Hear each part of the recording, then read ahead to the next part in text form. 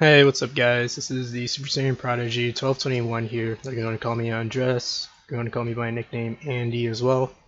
Today I'm going to go ahead and show you guys a way that I found that you can play around Nibiru as well as your Torn Scales being banished by its drawback of being banished when it leaves the field.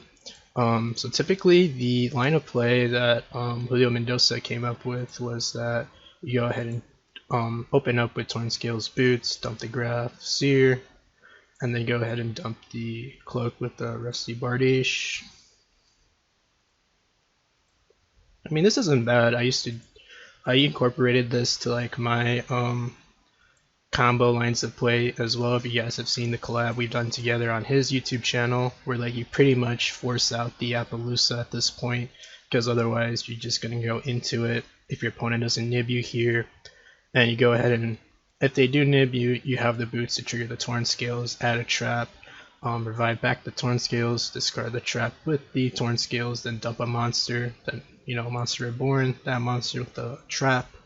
But the one issue I kind of have with this is that you never get use of your Cherubini later on for follow-up, and then also you don't really have a good normal summon to like how should I phrase this? You don't really have a good normal summon to like force out negation from your opponent, and you pretty much just special summon a lot for your follow-up turn. And then I really like the tour guide for follow-up with the Scarm because it forces out any more hand traps your opponent might have, or just general effect negation. So I'm gonna go ahead and show you guys the line of play that I found, in which incorporates playing around Nibiru and also keeps your Torn Scales from being banished. I'm going to show you guys the combo. Alright guys, so for this combo, you're going to need to open up Tour Guide, Torn Scales, plus any generic discard. Doesn't have to be anything specific. And then this line of play is also going to work well if you have really high impact blowout cards in your opening hand, and then you want to just go ahead and play conservatively.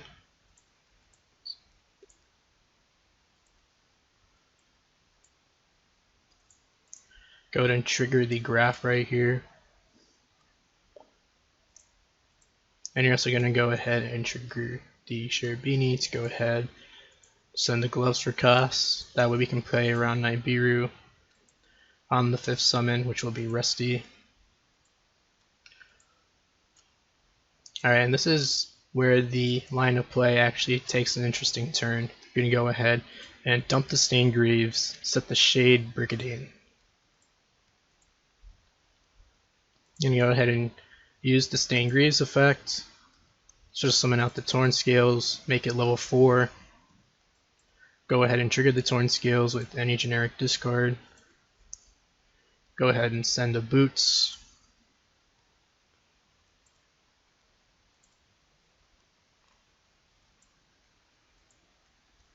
Go ahead and summon out the Shade Brigandine. You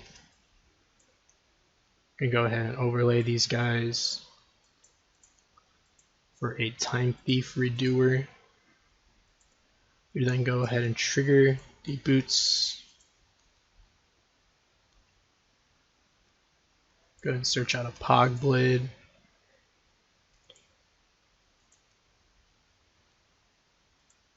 In phase, go ahead and trigger the Scarm effect.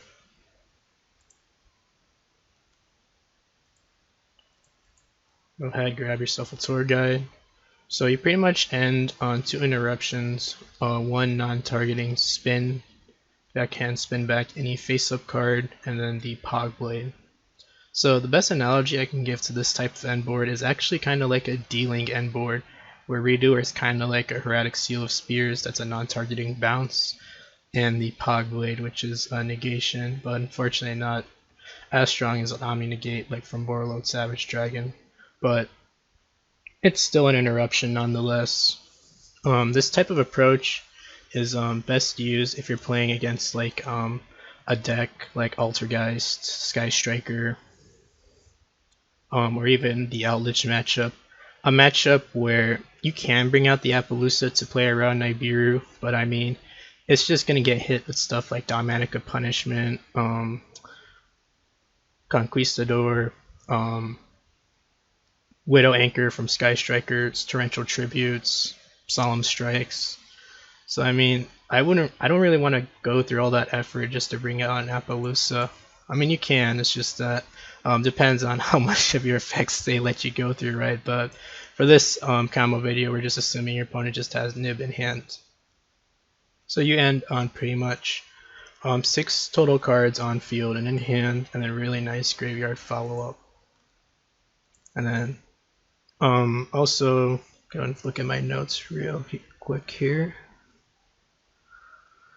It doesn't have to be just a redoer as well. It can be just like a generic rank 4 XCs as well. Like, you don't have to go for this specific line of play if you don't play the Dragoon package. You can just use this actually as a bait maybe for your Verte Anaconda, because then your opponent's like, oh shit, I can't play through a non-targeting bounce and a Pog Blade. So then you're going to want to go ahead and Nibiru when you're trying to end the main phase, and then your Torn Scales is going to hit the graveyard, and you still have a Gloves to use its effect, so it can go ahead and trigger the Torn Scales as well. But like for the matchups I said, like Altergeist, Outlich, Sky Striker, I've seen Time Thief Redoer put in pretty good work, like spinning back a normal summon Maleuseek, the Golden Lord, Sky Striker Ace Rose, or even an Area 0 as well. A multi-roll even too. Like even against Tri Brigade, like a non-targeting bounce and also a Pog Blade does pretty good work on it, because let's say they dump a bunch of their Tri Brigade monsters into the graveyard, right? And then go ahead normal summon out one of them, go ahead and chain Fog Blade for when they try to banish, and then you go ahead and when they try to extend with the Cuirass, you just go ahead and on summon use the effect of Redoer and spin it back.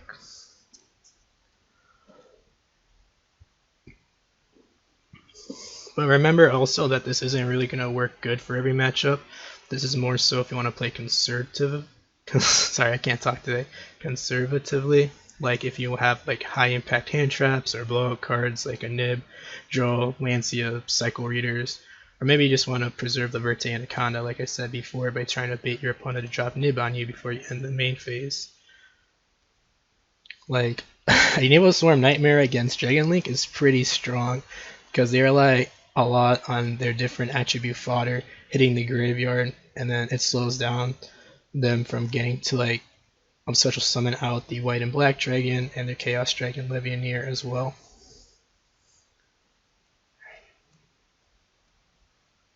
But let's go ahead and say they Nibiru here, for example, on the summon of Redoer. Go ahead and chain the Redoer. It doesn't detach as cost, it detaches on resolution. Go ahead and banish these guys.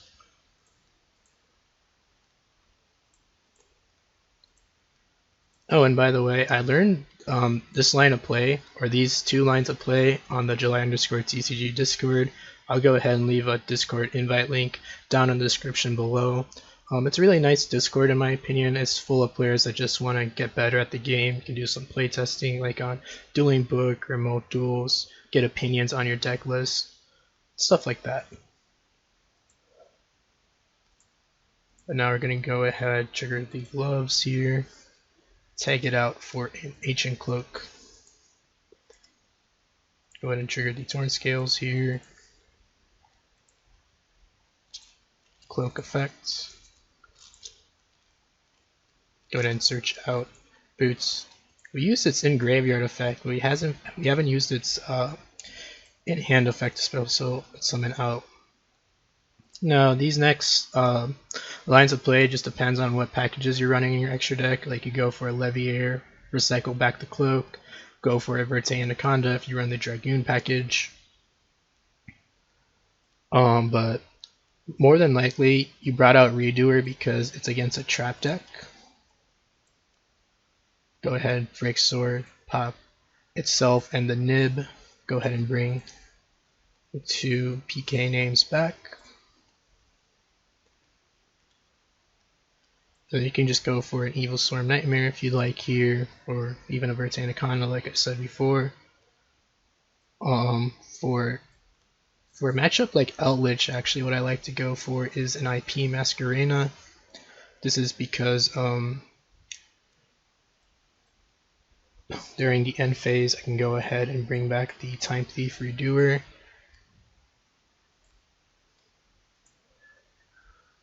And then here I can either go for a Nightmare Unicorn, depending on if they get rid of my Nib token or not, or even go for an Access Code Talker. This is really good in the Outlich matchup, since the IP Masquerena prevents your Link Summon monster that used it as Link material from being destroyed by card effects, and Outlich relies on their way of breaking the board is to pop your cards.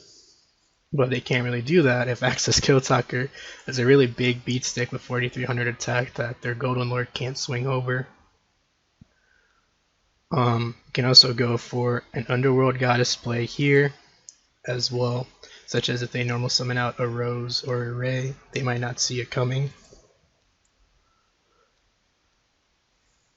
And then since even if they Chain Ray and bring out a Sky Striker monster, the monster was used for a summoning condition, so it technically never left the field. So it's also good in that regard as well. And don't forget, your Scarm also triggers during the end phase. Well, you have to trigger it technically. And as you can see, still solid interruption even through a Nibiru. And we did all of that without risking our Torn Scales getting banished. So yeah, so like I said, you don't have to go for Redoer. I just personally like Redoer better because it just helps play around Nibiru, gives you an extra body on field, and still helps you like snatch steal cards from like the top of your opponent's deck during the standby phase. So I'm going to show you guys the other line of play you can do this. Okay, and then for this line of play, it isn't as generic as the previous combo, in which you'll see it a lot more because typically you're going to run 3 Tour Guide, 3 Torn Scales, but for this combo it's a little bit more not as common, since you only typically run 1 Gloves and 2 Cloak, since this combo also works if you open up a Cloak in hand as well, but then you also just need a generic level 3 extender, which you generally run a bunch of those. Yep, it works with Cloak as well, because if you open up Cloak in hand, you just discard it, and then just dump the gloves.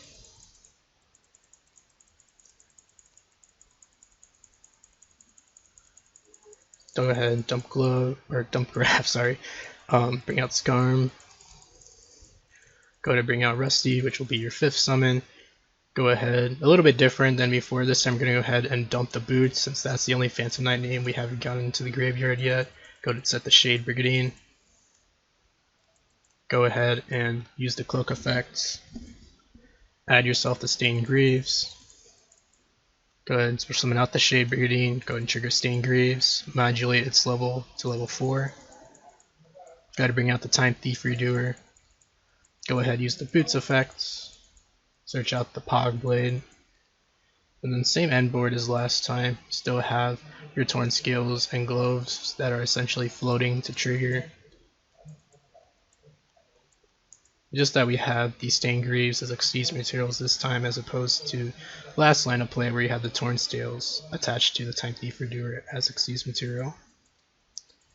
But you can also extend further with this line of play. You can also go ahead and use the Gloves, take out for a Cloak, then trigger the Torn Scales, use the Cloak, search out a Boots, and then go for like a Verte Anaconda line of play there if you want. But you can also just end on this as well, like I've said. This line of play is really nice if you don't want to commit too much to the board and you already have high impact hand traps, and you really like to have the Tour Guide for follow-up.